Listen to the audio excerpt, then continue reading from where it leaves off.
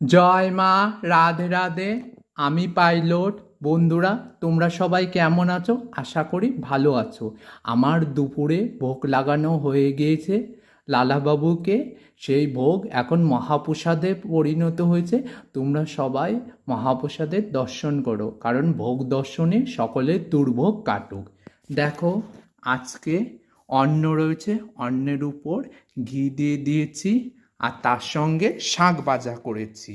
আর এই দিকে দেখো, বাঁধাকপি দিয়ে আর কাঁচা টমেটো দিয়ে একটা সবজি করেছি। আর এই দেখো, এইখানে পাঁচমিশালি একটা সবজি। আর এই যে জল। আর এই যে দেখো আম পাঁপড়, এটা আমের পাঁপড়, একদম নিরামিষ। আর এই দিকে দেখো জলপয়ের একটা আচার, মানে টক করে একটা আচার করেছি। আর এই দেখো, এই যে আমাদের লালাবাবু অভিষেক করে স্নান করে নতুন বস্ত্র পরে একদম খেয়ে দয়ে বাবু হয়ে বসে আছে।